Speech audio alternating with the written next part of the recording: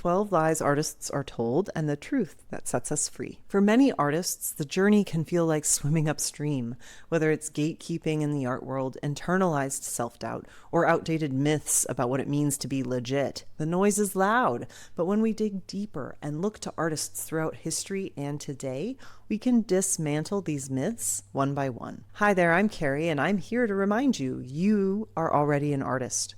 Here on Artist Strong, I help creatives stop feeling like a copyist or hobbyist so they can create their first real series of artwork and build a portfolio they're proud of.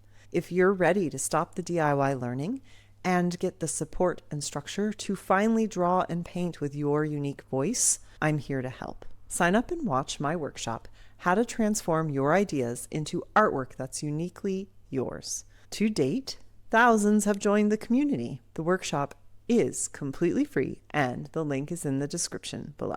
Here's a listicle celebrating your creative freedom, alongside truths to replace the lies, and action steps to reclaim your power as an artist. 1. You need a degree to be a real artist. The lie: only people with formal training count as professional or serious artists. The truth: talent, dedication, and your voice, not a diploma, make you an artist. Let's talk about Grandma Moses, who began painting in her 70s with no formal training, yet became an American icon, or contemporary painter Najida Karakunyili Crosby, whose deeply personal work draws from Nigerian and Western influences and challenges traditional academic expectations. Action step: write a list of your art education, books, YouTube tutorials, trial and error, workshops, and even childhood doodles. You are already an artist. 2. Only gallery artists are serious artists. The lie: if your art isn't hanging in a white cube gallery, you're not really doing it. The truth: serious art can be made and sold in bedrooms, basements, cafes, online, and community spaces. Faith Ringgold stitched stories into quilts long before they were accepted into fine art institutions. Her work was deeply rooted in storytelling and activism, not market trends. Also think back to the Impressionist movement. The artists were constantly rejected by institutional standards, so they created their own exhibition. Action step: list 3 places your art could live beyond traditional galleries, and tell me them in the comments below. A community center, a coffee shop, your own website. Being visible doesn't require gatekeepers' permission. 3. You have to draw every single day. The lie: if you miss a day, you're not disciplined or committed. The truth: consistency can be gentle. Progress isn't all or nothing. Frida Kahlo painted through chronic illness and trauma, often from bed.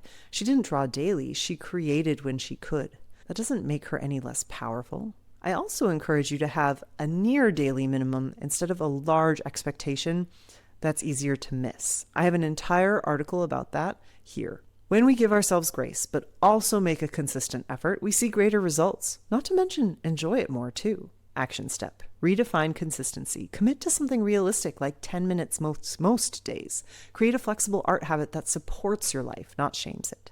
4. You shouldn't post your bad art. The lie: only polished, perfect work deserves to be shared. The truth: growth is more relatable and inspiring than perfection. Sharing bad art can build trust and transparency. Look at Lisa Condon, who began drawing at age 31 and openly shares her early work alongside her thriving career today. Imperfection invites connection. People are impressed by growth and improvement. It's inspiring. So why not share it with others? Action step: post an older piece or unfinished sketch with a caption about what you learned. You're not performing perfection. You're documenting growth. 5. You need to find your style before making a portfolio. The lie: without a consistent, recognizable style, you can't be taken seriously.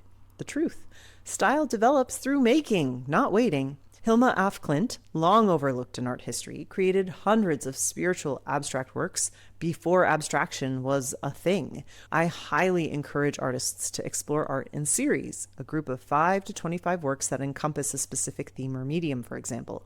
This allows people to feel a sense of progression as well as accomplishment, because there is a clear beginning, middle, and end of the project.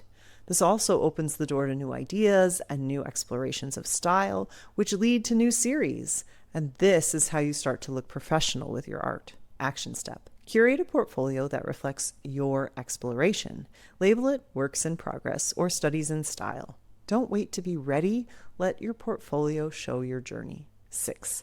Self-taught equals second best. The lie. Artists without degrees are hobbyists, not professionals. The truth. Being self-taught often means being self-led, resourceful, and adaptable. Yayoi Kusama, despite being institutionalized and marginalized, built an empire of immersive installations that inspire millions, all without the art world's early support. Action step. Reframe self-taught as a badge of honor. Write your creative origin story and share it. Show others that self-guided learning is not lesser, it's proof of resilience. 7. Your art has to be perfect to sell. The lie. People only buy flawless masterpieces. The truth. People buy art because it moves them. Artists like Mickalene Thomas and Kara Walker create challenging, layered, often intentionally raw work that sells and shifts culture. Perfection is a moving target, but meaning is timeless. When I was working on my first solo exhibition, I started by doing these small timed sketches. I had no intention of putting them in the show. It was an activity to warm me up and get me thinking about composition, as well as to study the faces of the women I would be painting. It was only when a friend, thanks Nikki, told me they should be mounted and included in the show that I realized people might like them. And funny enough, I sold almost all of those drawings. We make all kinds of assumptions about our art, but really we have no clue which art of ours is going to resonate with our collectors or the public. So why not let them decide? Action step. Choose one piece you like but haven't shared or listed for sale. Put it out there on your personal Facebook, in Facebook Marketplace, or on your Instagram or TikTok. Let your audience decide its value. You might be surprised. 8. You should wait until you're ready. The lie. You need more time, training, or confidence before starting that project. The truth. Readiness is a myth. Growth comes from doing. Alice Neal, a figurative painter, didn't receive critical acclaim until her later years, but she painted for decades anyway, through rejection, loss, and self-doubt. The more I teach and the more I make art, the more I realize confidence comes from action. We can spend hours hypothesizing or watching all the tutorials so that we know how something works, but none of it really sinks in until we do it ourselves. Pencil in hand, brush to canvas. That's how we improve and make stronger art. Action step. Start now. Choose the next small step. Pick up your brush. Sketch an idea. Sign up for that art fair. Then tell us what you did in the comments below. I really want to celebrate you. Readiness follows action, not the other way around. 9. Sketchbooks are only for good drawings. The lie. Your sketchbook should look like a Pinterest masterpiece. The truth. Sketchbooks are for you, not the internet. Louise Bourgeois filled journals with drawings, ideas, and emotional processing. Her sketchbooks were laboratories, not galleries. For years, I felt like something was wrong with my sketchbooks because they are far from pretty, and my desire to have pretty pages interfered with my use of them. I've had to create new processes so I loosen up and I don't get so perfectionist about each page, because we all need a place to brainstorm, practice techniques, and develop ideas. I recently created an entire episode on this topic called Messy Sketchbooks, Masterpieces Later. Check it out here. I never know which way. Action step. Give yourself a messy sketchbook challenge. Fill 5 pages with experiments, mistakes, or wild ideas. Date them. Let it be your private playground, not a performance. 10. If it doesn't sell, it wasn't worth making. The lie. Art only matters if it's monetized. The truth. Art has intrinsic value even if it's never bought. The poet and artist Edel Udnam painted small, luminous landscapes for decades alongside her writing, not for sales, but for love. Many artists make work that feeds the soul, not a market. Deep in my heart, maybe yours too, I know art is part of expressing our humanity. It's why I recently answered the question, if the world's on fire, why should I make art? Children with limited or no access to play as children are more likely to commit acts of violence as adults. Making art and modeling making art to others helps make this world a better place, with or without the sale of the work. Action step. Reflect on the most meaningful piece you've made. Why did you make it? Who did it impact? Write that down. I'd love for you to share it with us in the comments below. 11. You can't make a series without a deep concept. The lie. Every art series needs a philosophical manifesto. The truth. A series can be based on curiosity, color, repetition, or just what you love. Contemporary painter Amy Sherald paints Black Americans in vibrant clothing against flat backgrounds, not because of a deep concept she's forced, but because her visuals say enough. Let joy and intuition guide your themes. I taught IB art to high school students for almost 9 years. It's a 2-year program designed to help students create a body of artwork for exhibition. What I found is that students who committed first to the idea or concept felt much more restricted than students who followed their interest and then looked at their art for themes reflected in the work. Then they could make future choices for future works to be in alignment with decisions they were naturally making. Action step.